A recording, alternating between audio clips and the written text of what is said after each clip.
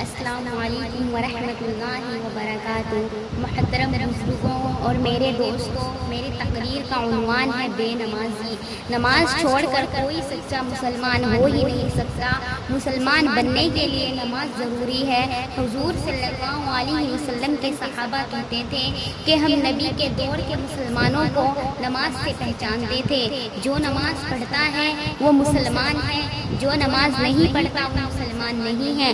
ہم سوچتے ہیں ہم نماز پڑھتے ہیں، اللہ قبول بھی کرتے ہیں یا نہیں، پتہ لکھنے والے نے کہا تک انصاف کیا ہو، لیکن یہ بات موجود ہے، غور سے سننا۔ بے نمازی سے کتنی نفرت کرتے ہیں، اس باپ کے دل میں بے نمازی کے لیے محبت نہیں ہے بلکہ نفرت کتنی ہے، تو اس بات سے بے نمازیوں کو کتنا برا مانتے ہیں۔ فرماتے ہیں تمہارے پاس سے گزر رہے ہو یا راستے سے آ رہے ہو، تمہارے راستے میں گندگی سے بھرے کتے کی طرف ہٹ جانا مگر بے نمازی کی طرف نہ ہٹنا، اس لیے کہ کتے کی جو نجاست ہے اگر وہ تمہارے جسم پر لگ گئی تو ہم اس کو کوڑے سے مار کر پاک ہو جائیں گے، مگر بے نمازی کی تم پر نحوست پڑ گئی، سمندر کا کوئی بھی پانی دھو نہیں سکے گا۔ آج مجھے بتائیں، ہمارے پاس نماز کے لیے ٹائم نہیں ہے، دوستوں کے لیے ٹائم ہے، ماں باپ کے لیے ٹائم ہے، کھیل کود کے لیے ٹائم ہے، صبح کھیلنے کے لیے ٹائم ہے، کھیتوں پہ جانے کے لیے ٹائم ہے، شراب کے ٹھیکوں پہ جانے کے لیے ٹائم ہے، فلمیں دیکھنے کے لیے ٹائم ہے۔ جس رب نے زندگی دی، جس رب نے دولت دی، جس رب نے بولنے کے لیے زبان دی اور دیکھنے کے لیے آنکھیں دی، دھوکہ دینے والے لوگوں کے لیے ہم نے اتنا وقت دیا، لیکن جس اللہ نے تم کو نعمت دی اس اللہ کے لیے نماز پڑھنے کے لیے ٹائم نہیں ہے۔ آج مسلمان ہمیں یہ کہتے ہیں مولانا ٹائم نہیں ملتا ہے، نماز پڑھنے کے لیے واٹس ایپ دیکھنے کے لیے ٹائم ہے، فیس بک دیکھنے کے لیے وقت ہے، یوٹیوب چلانے کے لیے وقت ہے، تاش کھیلنے کے لیے وقت ہے، ادھر ادھر بھٹکنے کے لیے وقت ہے، ادھر ادھر غیبت کرنے کے لیے وقت ہے، اللہ کی نماز کے لیے وقت نہیں ہے، اللہ کی عبادت کے لیے وقت نہیں ہے۔ سوچو اس غلام کا کیا حشر کیا ہوگا جس کے پاس اپنے آقا کی بارگاہ میں حاضر ہونے کا وقت نہیں ہے۔ جس رب نے سب کچھ دیا اس رب کے لیے ہمارے پاس ٹائم نہیں ہے، انجام کیا ہوگا؟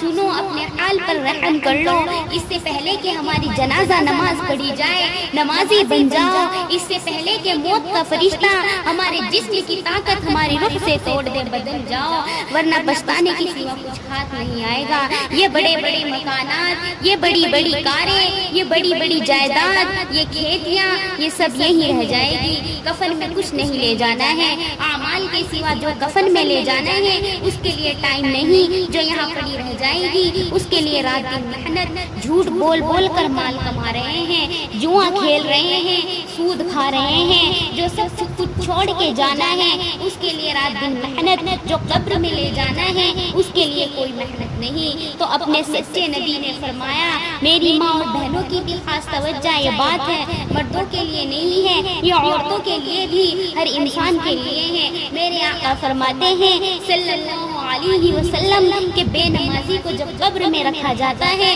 تو 99 سانپ اس کی قبر میں ڈال دیے جاتے ہیں۔ نبی کی حدیث کا مذاق اڑانے والا مسلمان ہو ہی نہیں سکتا۔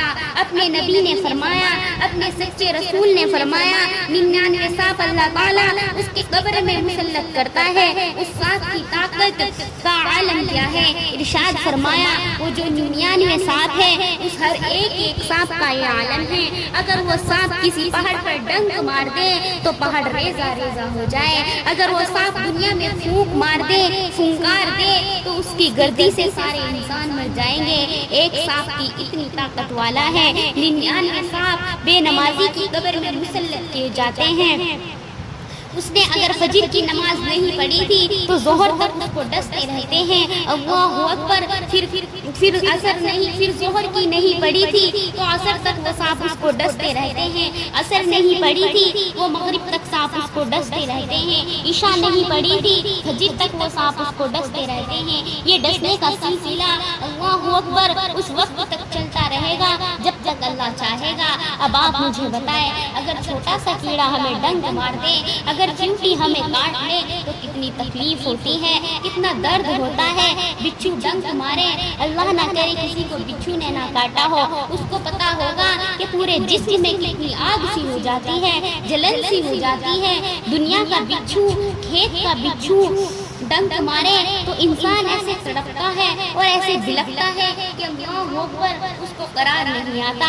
جس کو اللہ کے مسلط کیے ہوئے سانپ ڈستے ہو اور پھر وہاں کوئی بچانے والا نہیں ہے، نہ ماں بچانے والی نہ باپ بچانے والا، کہ ہم اپنے اوپر کتنا ظلم کر رہے ہیں۔ ایک وقت کی نماز کے لیے 10 منٹ سے زیادہ ٹائم نہیں لگتا، اگر 10 منٹ ایک نماز کے لیے نکالے، 5 وقت کی نماز کے لیے 50 منٹ کا ٹائم ہے۔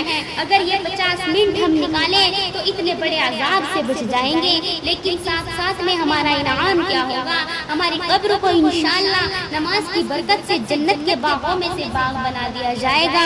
بلکہ حدیث میں آتا ہے نماز پڑھنے والے کو اس کی قبر میں رکھا جاتا ہے تو وہ کیا دیکھتا ہے کہ سورج غروب ہو رہا ہے، یعنی عصر کا وقت ہوتا ہے۔ جو وہ نمازی ہوتا ہے وہ کہتا ہے فرشتوں کو ہٹو ہٹو، میں نے عصر کی نماز نہیں پڑھی ہے، کیونکہ اسے نماز کی عادت ہوتی ہے، پہلے مجھے عصر کی نماز پڑھنے دو، میری عصر کی نماز جاتی ہے۔ اور اللہ فرشتوں کو کہتا ہے ہٹ جاؤ، تم کو دیکھتا نہیں ہے میرا بندہ میرا کتنا وفادار ہے، اور اس بندے کے لیے جنت کا بستر لگا دیا جاتا ہے تو وہ دیکھتا ہے کہ نماز اس کے قبر میں موجود ہے۔ بھائی چھوڑ کر چلے گئے، دوست چھوڑ کر چلے گئے، وہ پریشان تھا کہ اتنے میں اس کے قبر میں نماز موجود ہے۔ کہتا ہے آپ کون ہو؟ تو گھونگھٹ ہٹا کر کہتی ہے کہ میں تیری نماز ہوں، جب میرا وقت آتا تھا تو سب کو چھوڑ دیتا تھا، اس لیے اللہ تعالیٰ نے تیرا دل بہلانے کے لیے مجھے یہاں بھیجی ہے۔